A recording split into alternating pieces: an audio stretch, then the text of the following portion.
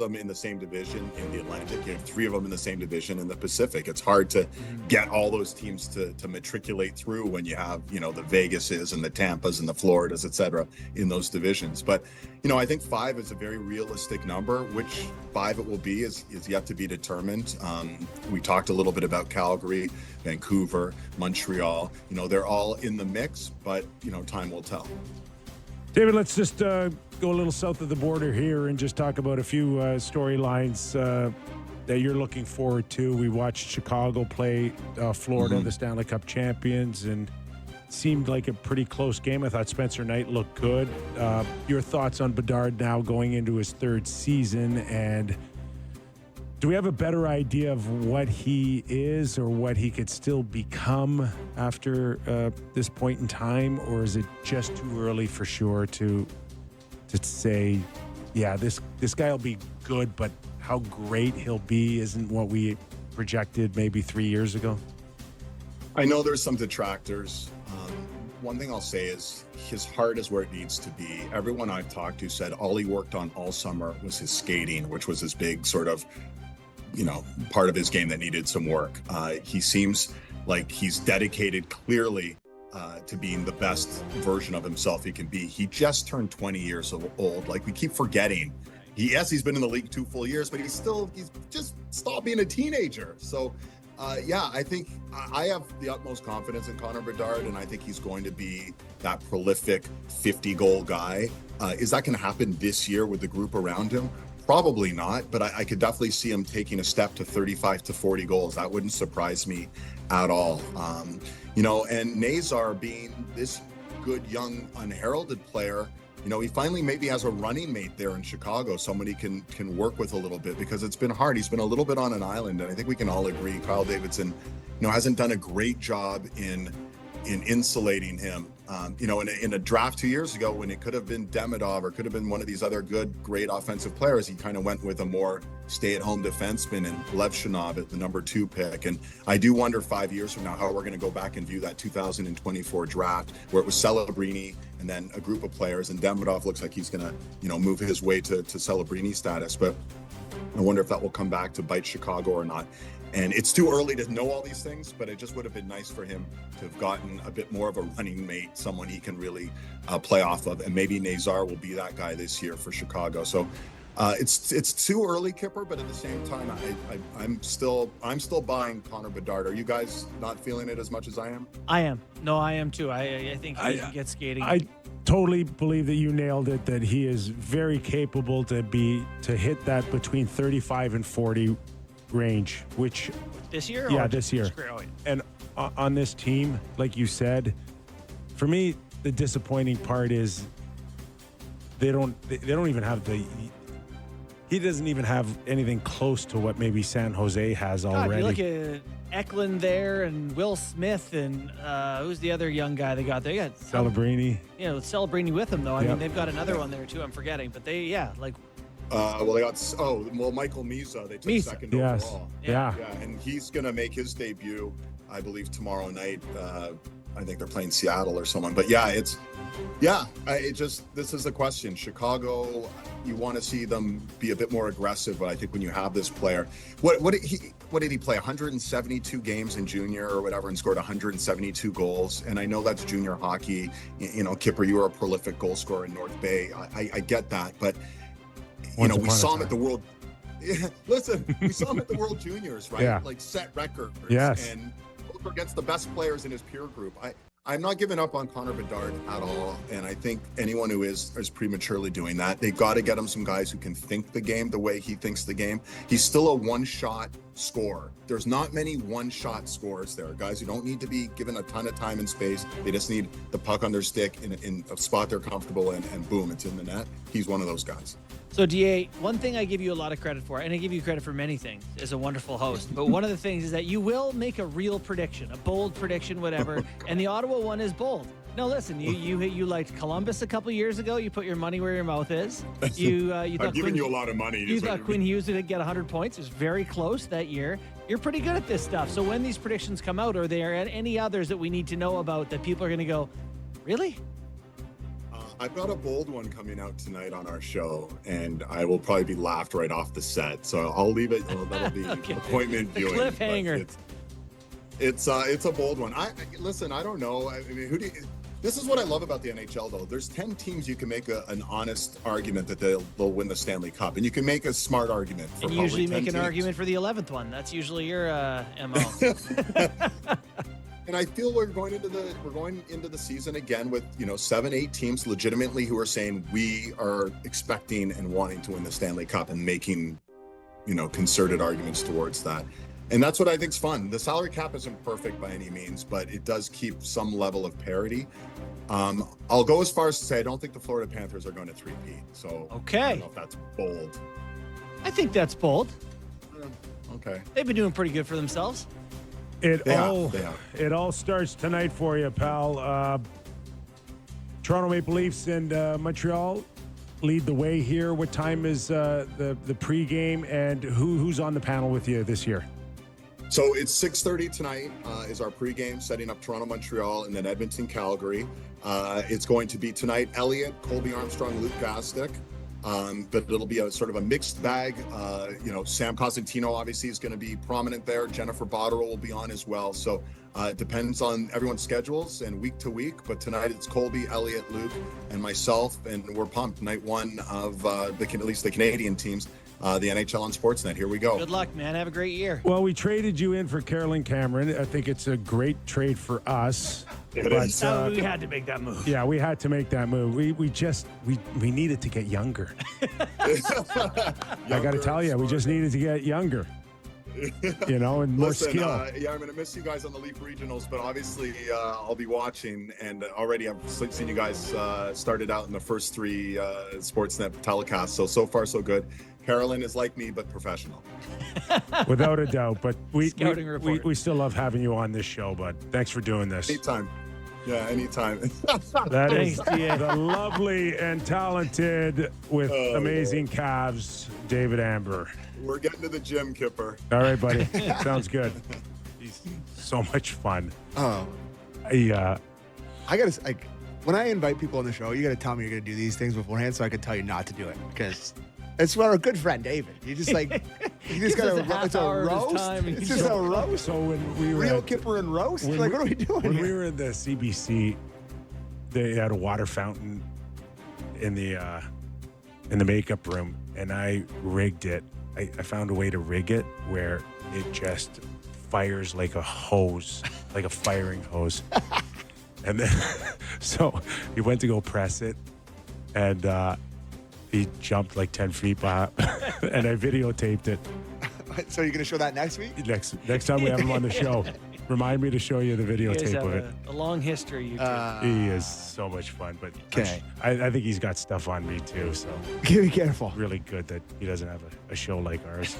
Got a few clips. Any of them interested? Do you want to do McDavid on his contract? A couple times he spoke. I think it was yesterday. 33 shoot. Do you want to? I guess we should probably break. We'll break and come back and do it. You're right. Good call. And do we have anything? No, we're good. Oh, Hit we're the good. break, buddy. Okay. Yep. All right. Connor McDavid, plus a little bit more maybe on the signing of Kyle Connor. $96 million in Winnipeg. Big money. That and more when we return to Real Kipper and Bourne.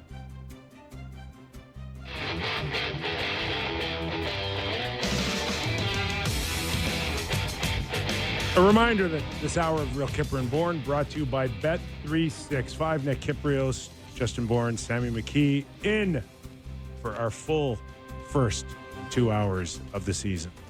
Correct. I was listening to some of Connor McDavid's scrum today from yesterday about his signing his contract, and I found a couple of the clips somewhat interesting from it. So there's two that I cut. The first one, he was asked just, I think, his general feelings about the contract. If we want to play clip one, please, Derek. I guess it's a unique situation. Just, we weren't going to sign a long-term deal, so, 2 years at that number makes a lot of sense. Gives us a chance, as I said, to extend our window here in Edmonton.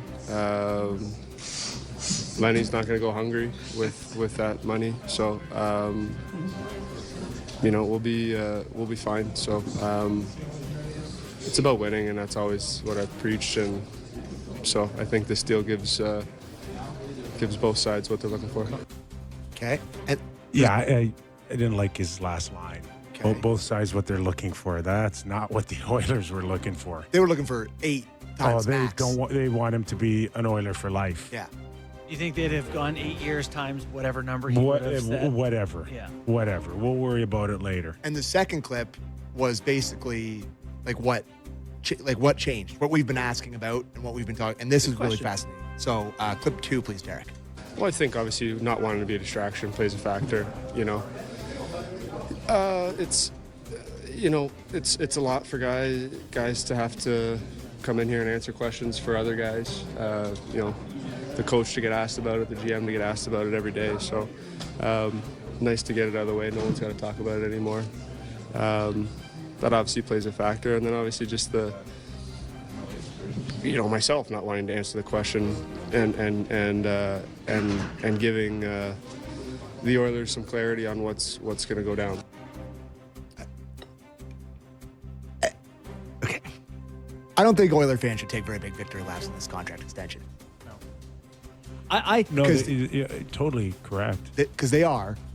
And, my mentions, clearly, I've been talking about this a long time, and my mentions have taken a beating, and people are reaching out to me and be like, ha ha ha.